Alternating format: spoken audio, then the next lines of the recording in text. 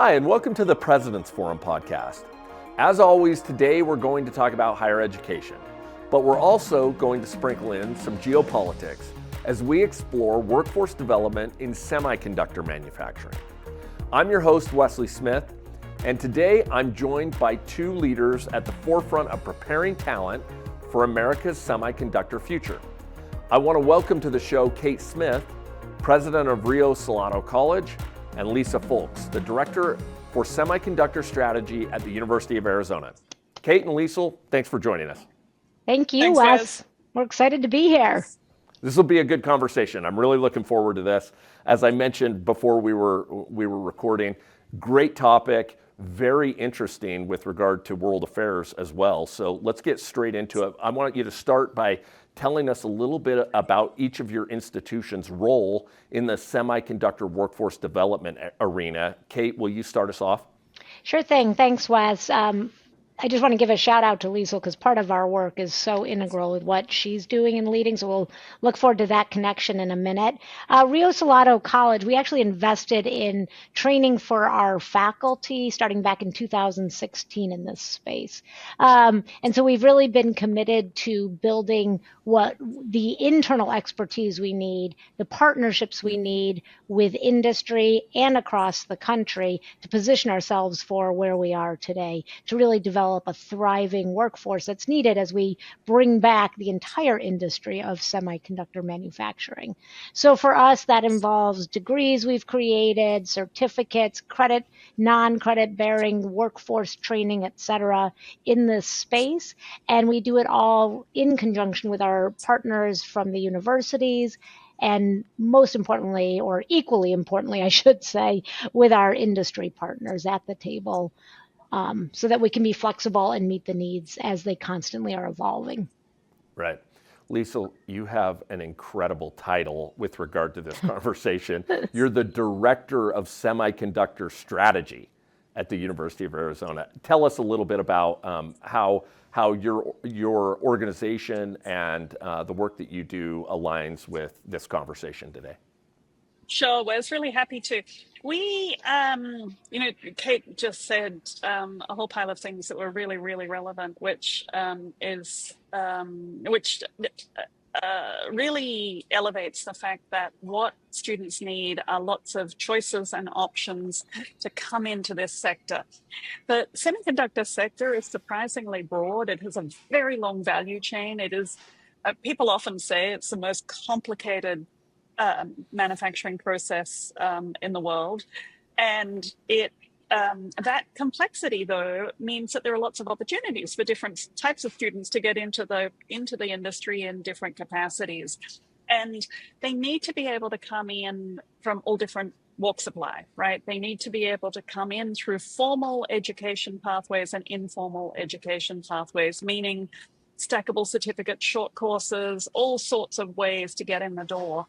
We've got another problem in the US which we have to tackle, which is that students aren't necessarily very attracted to STEM degree pathways Right. and STEM careers as compared to other nations. And that's left us with a shortage of STEM educated workers generally. And now we're trying to onshore manufacturing for semiconductors, and that needs lots of STEM workers, but the semiconductor sector is competing then with medtech and clean energy and autonomous vehicles and automotive and space and Right. all of those things. They all want the same people. They Yep. want people that have some STEM skills, high numeracy, for example, but also science and engineering and technology skills. So our view at the University of Arizona is that we need to partner with institutions around the state, and Rio Salado has been a great partner for us in this effort, but we need to partner with institutions around the state to change the dynamic around who's choosing to be interested in STEM pathways to start off with. Then we have to educate them about what are these great opportunities in the semiconductor sector specifically, and get them to pursue pathways that lead into this sector. So it's pretty complicated. We are doing all of the things that Kate said also, because that's what all of the institutions around the state need to do to meet the needs for the state of Arizona and the nation as we build out the semiconductor sector.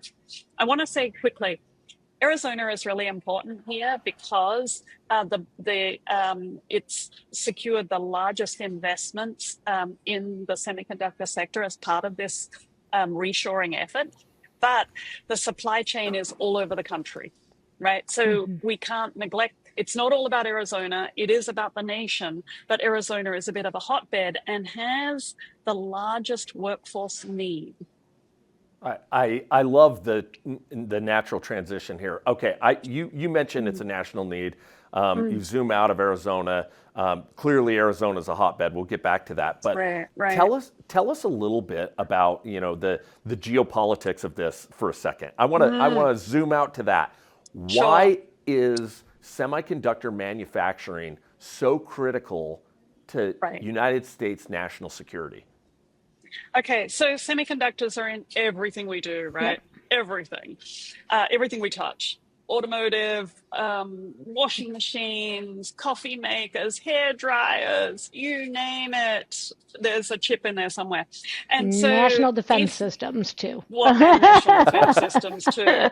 Importantly. Yeah. Importantly, things that we really depend on for national defense. Kate is so right. And so that's why it's really important. It touches everything we do. If we don't have our ability to produce these goods domestically, what happens to us is what happened to us in the pandemic, right? Where all of a sudden supply chains were disrupted around the world. Well, all of a sudden we couldn't buy automobiles and we couldn't get washing machines. Not because we couldn't build an automobile, but because we couldn't get a teeny tiny chip to put in it to make it work. Right. So we've learned from that. We shouldn't be caught in that same position twice. We need a more resilient supply chain. Kate, do you want to add something there?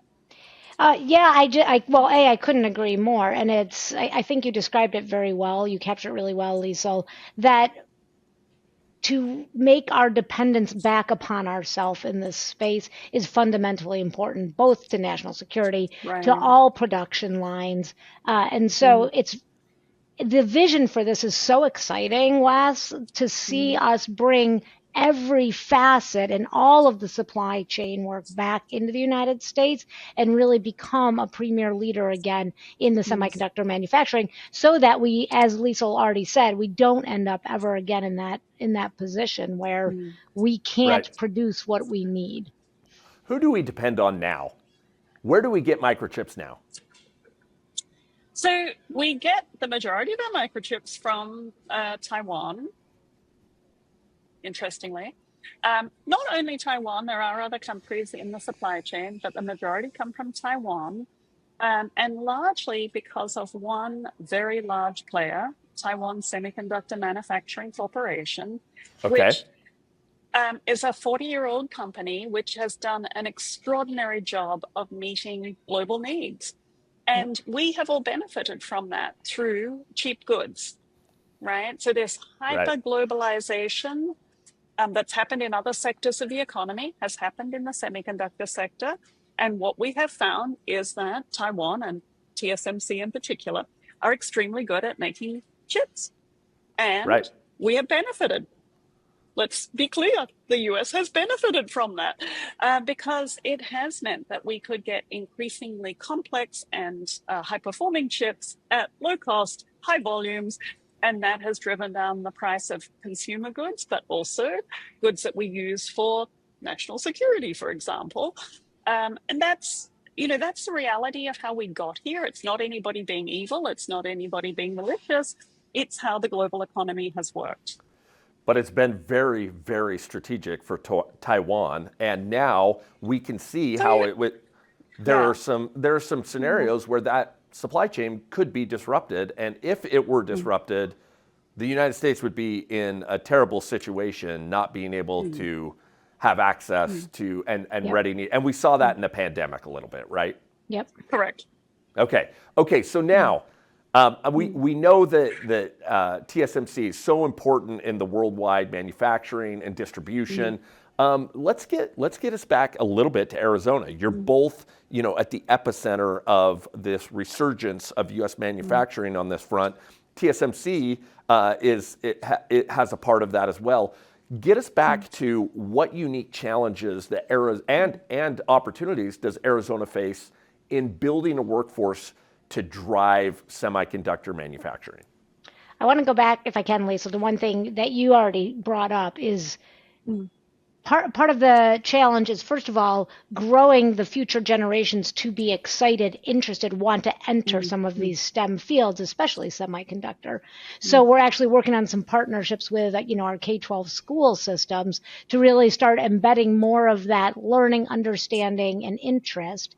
I think we also face that with this incredible emergence of growth in Arizona, finding the people, providing the on ramps into the needed jobs. And it's also educating people that it's not just engineers that are needed in Right. this field, right? For every engineer, I believe it's 7 technicians are needed, Oh, wow. right? And it's not, there's so many places that we can bring people along as we just find ways to really engage them with understanding the opportunities in front of them to enter this field and provide them with the education that they need, which again goes back to what we were talking about in the beginning, just kind of, on ramps and off ramps that lead back on again and again and again as people want to progress in this field.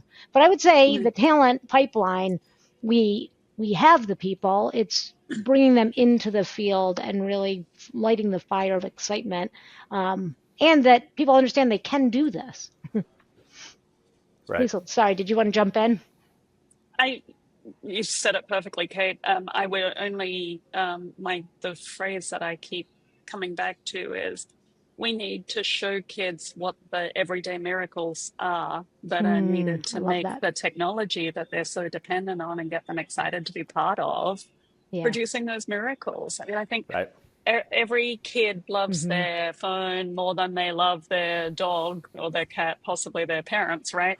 But getting them to think about how do I become part of the ecosystem that builds the next generation of technology that's going to do all kinds of even more amazing things than the computers we have in our back pockets do.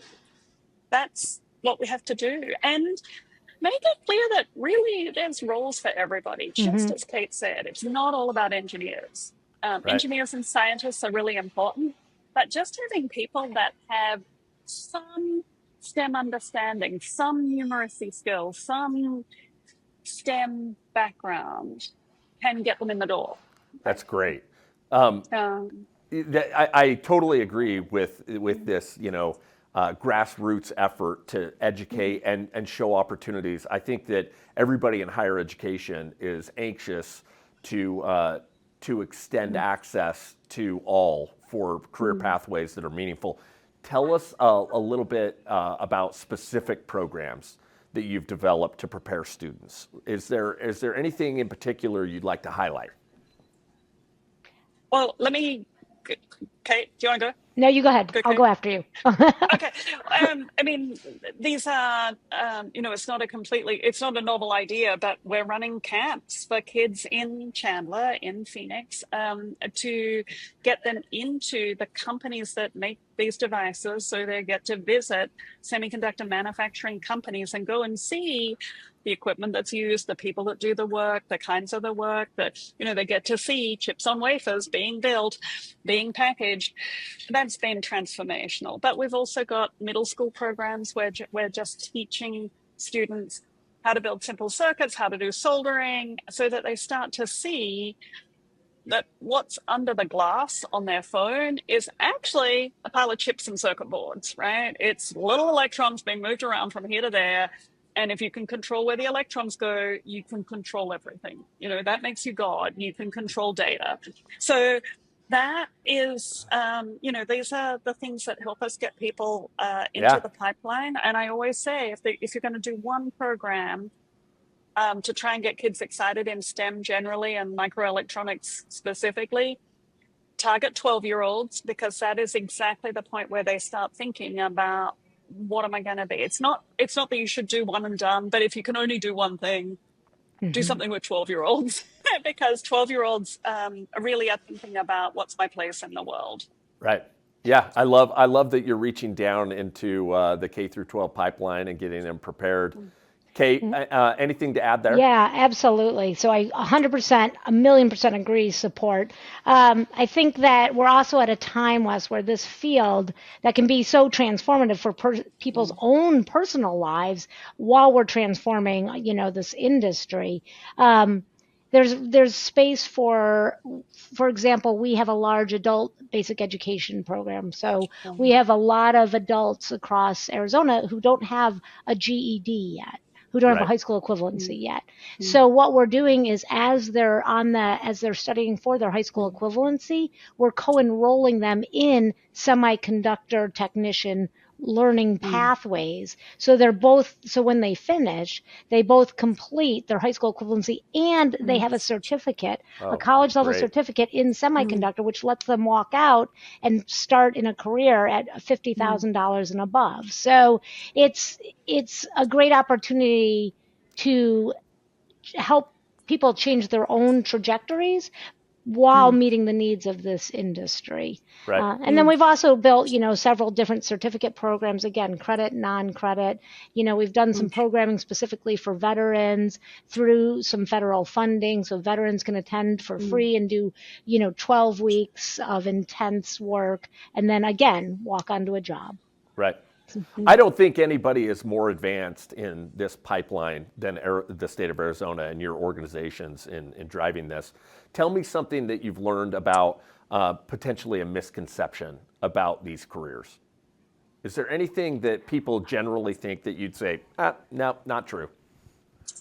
Yeah. I'll go back to the only engineers and PhDs. Okay. That's Fair just enough. utterly not true. Okay. And I would go to the misconception, which we've fed, unfortunately, that everybody spends all day in a bunny suit. And there are people that look at that and go, well, I don't want to wear a bunny suit to work. I don't want to, be completely gowned up all the time. Well, it turns out that a small fraction of people that work in semiconductor manufacturing companies actually put on a bunny suit every day and go into an actual clean room. Most people work at desks in offices because they're doing design work or control work or manufacturing process control. And a lot of it is done remotely. It's not done in the fab. So I just, would give a call out to people and say, it doesn't mean you have to be in a bunny suit forever. Right. Wes, I also want to circle back to a program that Kate and I are both involved in, and that is that we're building a high school career and technical education program in semiconductor manufacturing. The first in the nation, a 2-year program that we're building with Chandler Unified School District. And we're partnering with Rio Salado so that the students that come through that program will graduate with a certificate in semiconductor manufacturing that will allow them to have college credits that they can take with them on their academic journey if they continue into tertiary education, or they can take it with them and get a job in the semiconductor sector. So we're really excited about that. But back to the misconception issue, what we're finding is that students and their parents are very worried about the fact that this is not like an AP credit course. Oh, and interesting. And I just want to say to all the parents and all the students out there that, and all the educators, that it's important that students understand that the universities and employers would much rather you had hands-on skills in something practical than another AP to put on your transcript. Isn't that interesting? We are so into an incumbent way of thinking that what you're providing is like one of the most absolutely necessary careers that the United States is pushing for, and this technology innovation center, and yet parents might still be saying, well, what about the AP credit? You're like saying, we have workforce ready skills, we can get you engaged. And they're looking past that. That's just unreal. And college credit that's transferable no matter what. Right. Right. It's a guarantee. Right. Yeah, so Wow. that's been a really interesting discussion, Yeah. though, right? Is to Yep. think It about it is. from the parent's perspective and the Yeah. Mm-hmm. student's perspective. And they've been told, do as many APs as you can cope with, which I understand that because that's how students push themselves. And they're doing, I understand why that's a narrative. Yeah. But I do know, just want to assure parents that all everybody Mm-hmm. down the pipeline would prefer you had some hands-on Sure. skills and you knew how things really worked rather than you did some more book learning and got another AP credit. So it's very Yeah. Yeah. interesting. It's Well, very interesting. I want to go down this pathway for our last question. I just want you to tell us a little bit about your partnerships with semiconductor companies. I want you to talk Sure. about how the employers themselves are engaged with you in the workforce, in workforce procurement. They know they need you, and everybody in higher education. I think one of the goals is we need to produce pathways to good paying jobs. So Right. employers and higher ed, we're in this together. Tell us how Mm, you're working that in this mm, particular industry. mm, So, can I jump in first on this? mm, Wes, one of the things that I'm really excited about is I think within higher ed, for a long time, there's been a disconnect where industry and higher ed institutions talk to each other, but we speak different language, and so we Yeah. walk away mm, sometimes, and we're not quite in alignment at the end of the day mm, when we thought we were going to mm, be. What I'm seeing within the semiconductor industry is we're breaking down that barrier, and mm, so some of the ways that we're doing that is is both partners coming to the table understanding, make sure we know what we're saying to each other, right? Right. And that we're mm, on the mm, same page. We have our industry partners, on all of our advisory boards. They give mm, curriculum feedback, curriculum input, which is amazing. Um, mm, they're also, I think that we've all on our side grown an understanding of whatever we build and create needs to be very agile and very flexible because technology is going mm, to keep evolving at an incredibly mm, rapid pace. So that means mm, our curriculum and our learning Right. modules need to mm, evolve just as mm, quickly. So Exactly. I'm excited about what we're seeing with our industry partners. They're also really excited mm, about apprenticeships. So, with TSMC, we just launched a new apprenticeship. With all of our partners, but it's exciting to see just the inner working between higher mm, ed and our industry partners to make sure we meet the needs. We meet the Right. needs of the mm, community, the industry, and our mm, learners. Kay, I love what you said, particularly about the idea that curriculum and training will have to change so rapidly to Hmm. keep pace with this innovation. And right. I think this is something that all of higher ed needs to take notes on, Yep. not just in the Mm, Yep. semiconductor manufacturing workforce, preparation mm, sector. I think all of higher ed needs to be able to rapidly iterate to keep pace with technology of today. mm, Absolutely, Wes. I mean, let's just, AI, Gen Right, AI, right, right? Like that is transforming jobs everywhere right. as we mm, speak, right? We can see the evidence in the job postings and et cetera. Yep. mm, So, yeah, Lisa, it's across. mm. Lisa, what would you add to the partnerships with semiconductor manufacturing? Like, So what do we need to know about that? yeah, well, I echo what Kate said. We've built some really, really robust partnerships. Mhm. I would say the University of Arizona has been partnering with the semiconductor sector for 40 years, probably, doing research and development projects with them, producing talent that they've absorbed, and so on and so on. That's great. But it's been a very traditional engagement model, and a little bit episodic. I think now we're being more intentional about how we, the institutions, work with them. We have a steering committee group that comes together every month right now, with representatives from some 15 companies coming together to literally answer our questions about curriculum development, right? And we can literally go to them and say A or B, which one's more important, Right. or whatever, Yep. and really have them give us direct input on the curriculum questions that we have, and help shape where we're going institutionally and what we're offering. I'm going to flip that question around though, and also point out that after 40 years or 30 years actually of the industry shrinking in the US, because we were offshoring manufacturing. Right. Actually, companies have need to now take stock of their own internal training and their own ability to educate people on the job and upskill them internally. And so I think we've still got a long way to go to build better partnerships between educators and the technologists inside these companies so that they are effective in their own efforts to upskill internally as well. Because a lot of that will need to happen and more quickly, as you said. Technology keeps moving Right. quickly, right? What we're seeing is when we try and adopt industry produced training materials, we find that they don't have great pedagogy, right? So they're not built on a foundation of here's how you educate people well. So I think there's actually, I'm just sort of coming to understand that there's opportunities for us to help them with their internal efforts as well as have them help us.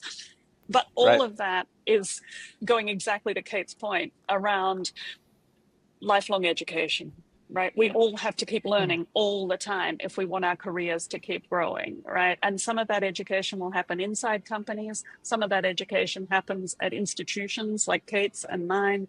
That's the complex landscape that we're in right now. Yeah, absolutely. This is the future. And one of the things that I'll point out to our listeners, I think it's remarkable how well University of Arizona and Rio Salado are working together and in partnership with industry partners to make this happen. You're creating an ecosystem in the state of Arizona that is, it's really remarkable. So congratulations on the work that you've done down there. Thanks, Kate and Liesl. Thank you. Thanks, Wes. I also want to remind our listeners to follow the work of the President's Forum by making our website and our podcast and our newsletter part of your professional routine.